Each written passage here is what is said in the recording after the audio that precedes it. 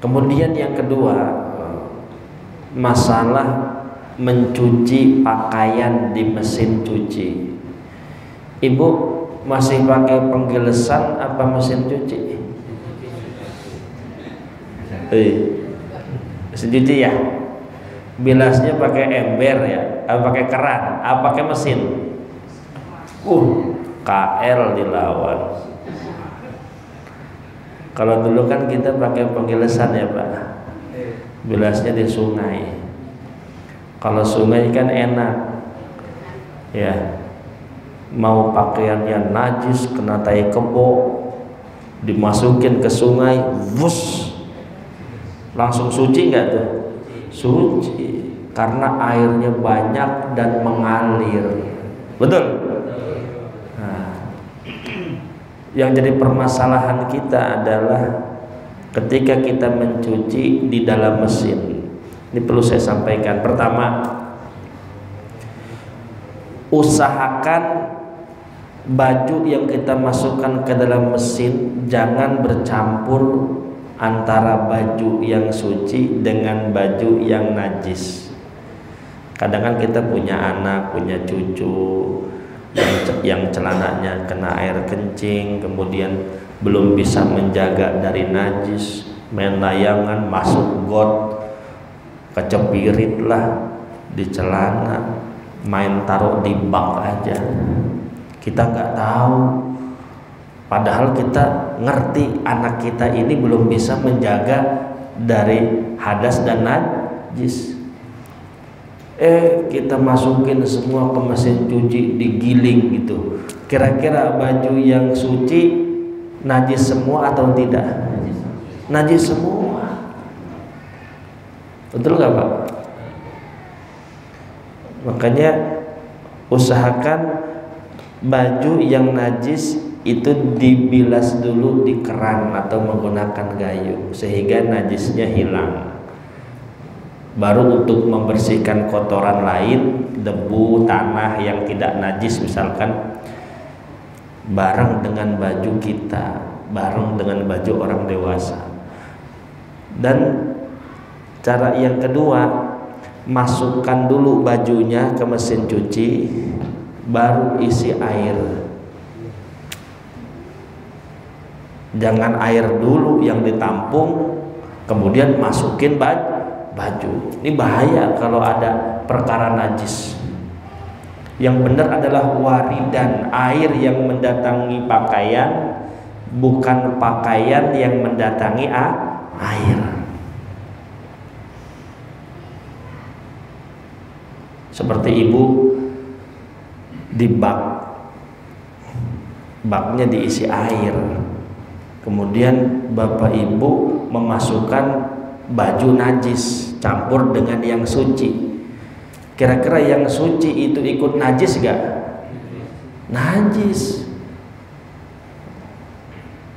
Tapi kalau dibalik, baju suci, baju najis, airnya diguyur dari atas kemudian mengalir ke bawah, tidak ditampung dulu.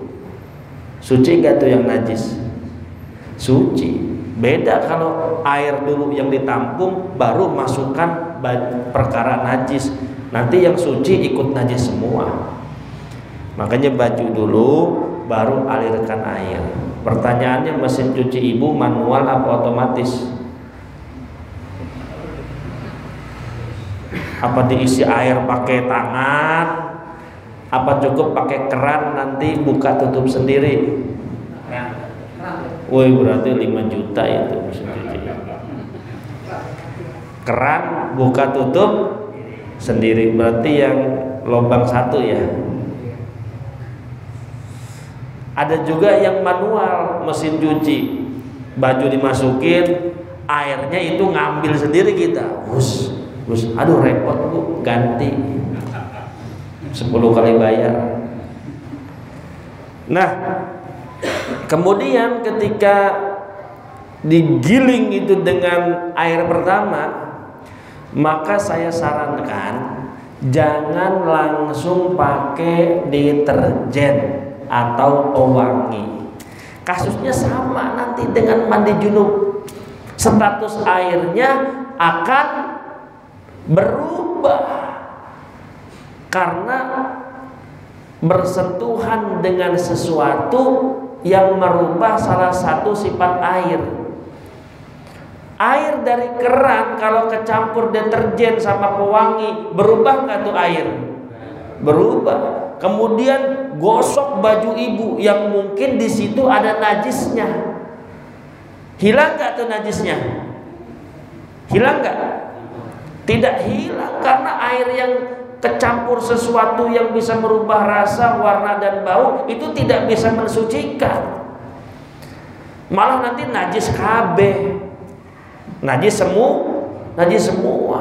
Orang airnya nganggur, meskipun dibuang nanti, ya, area yang pertama aja nganggur, nggak ada fungsinya. Maka kembali ke masalah mandi junub tadi, caranya sama. Bagaimana Bapak Ibu gunakan air yang pertama tanpa campuran apapun, air murni, ma'ul mutlak, air jernih yang nggak ada rasanya, yang nggak ada baunya, yang nggak ada warnanya, itu baru bisa mensucikan. Sekali kebuang kan pembuangannya juga otomatis ya Pak, ngebuang sendiri, nggak buka tutup. Jadi itu sama seperti air yang mengalir sirkulasinya. Nanti pencucian kedua sama. Ketika sudah tercuci itu pakaian yang ada di mesin dan juga sudah terbuang itu kotorannya melalui selang, berarti baju itu udah suci apa belum? Sudah dong. Baru setelah suci gunakan apa? Deterjen atau pewangi sebagai pelengkap, dan itu tidak mempengaruhi pakaian Bapak karena statusnya memang sudah suci. Mau pakai belau kayak pewangi kayak nggak jadi masalah. Nah, kira-kira dari dua kasus ini Bapak Ibu bisa memahami gak?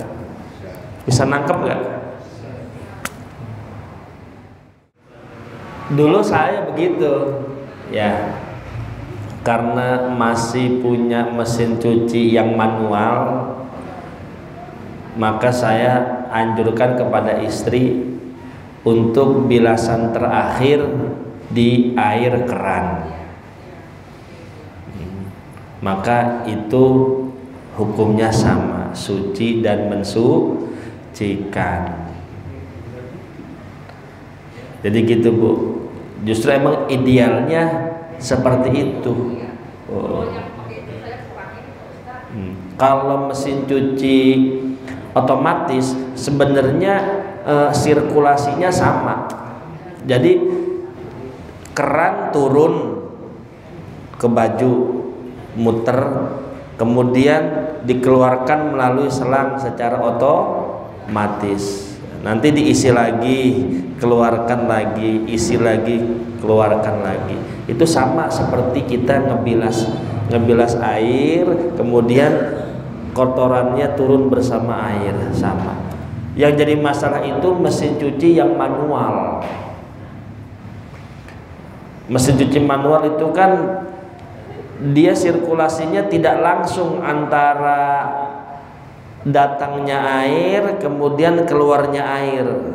Dia sempat menampung dulu ya, betul nggak? Menampung terus baru kita keluarkan gitu ya.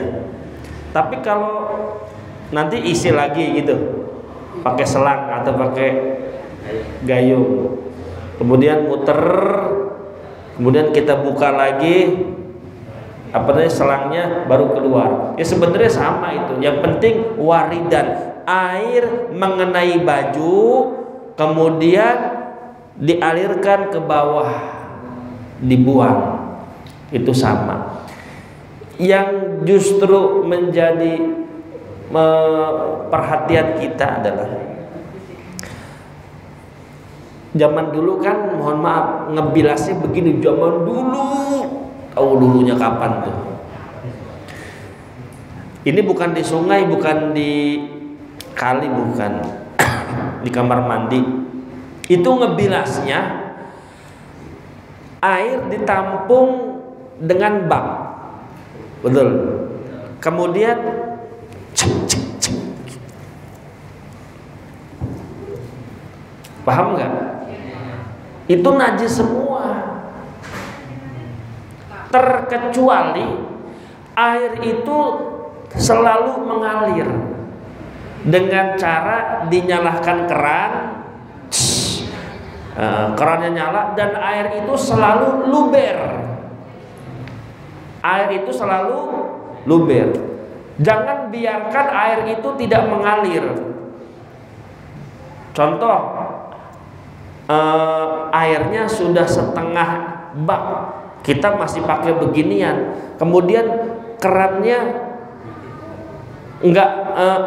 enggak sampai mengalir dengan deras yang meluberkan air di dalam bak. Paham nggak? Paham nggak sih? Udah paham aja ya, daripada ribet. Ya, jadi intinya kalau ibu pakai cara yang zaman dulu, membilas baju di air yang ditampung di bak, usahakan airnya itu dinyalakan menggunakan keran supaya terus luber. Nah, luberannya itu adalah membuang najis, membuang kotoran. Jangan sampai tidak menggunakan keran. Jangan sampai begini, bilas, jemur, kemudian tambahin lagi. Tambahinnya manual. Nggak bisa itu. Kalau dengan cara tambahannya manual, tidak sampai air itu luber.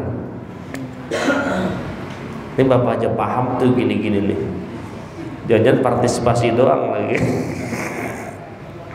Biar Pak Kiai seneng, saya pura-pura begini ya. Padahal sama nggak paham juga. Makanya Bu, termasuk yang paling banyak disiksa di alam kubur adalah mereka yang tidak memperdulikan masalah najis, masalah bersuci. Sembrono. Contoh kasus aja. Coba ibu lihat kiai-kiai ya, atau ustadz yang dia menjaga perkara dari najis. Pasti di dalam rumahnya ada sendal. Ada apa? Sendal. Untuk bukan supaya rematik atau asam urat, bukan sendal itu. Kita kan nggak tahu di lantai rumah ya itu ada najis atau tidak. Tapi kita ngerti, kita yakin, kita punya anak kecil, kemudian rumah kita sering kemasukan hewan. Kita punya balita yang kadang ngompol di lantai, kemudian kencing sembarangan di kamar mandi, nyiprat nyiramnya sampai keluar. Lalu kita berwudu, di lantai kita ada najis air kencing yang sudah kering. Lalu kita menginjak lantai tersebut, kaki kita najis enggak? Najis. Kan masih basah tuh kaki, betul? Kemudian kita gelar sejadah, kaki kita nginjek sejadah, sejadahnya najis enggak? Najis. Kita sholat di sejadah yang najis, sah atau tidak? Enggak sah. Kan fil makani wa thawbi wal badani. Suci itu dari najis, baik di badan, di pakaian, atau di tempat. Dan sejadah itu dipakai sampai lebaran. Coba kalau bapak ibu punya sendal, kadang saya bawa juga sendal itu ke pengajian karena buru-buru sih nggak sempat lepas. Ini saya pakai sendal di rumah nih padahal. Jadi ketika ibu berwudu di kamar mandi sudah tersedia sendal, kemudian bapak keluar dari kamar mandi dalam keadaan memakai sendal. Di lantai ada tai cicak misalkan, kencing dan lain sebagainya. Itu langsung kena kaki kita enggak? Enggak. Kenapa? Kena sendal. Sampai kita masuk ke kamar, kemudian gelar sejadah. Nah, kaki kita dicopot untuk menginjak sejadah. Aman enggak sajadahnya? Aman. Yang najis adalah sandal kita. Makanya kiai-kiai itu rata-rata dia punya bakiak di dalam rumah. Betul nggak?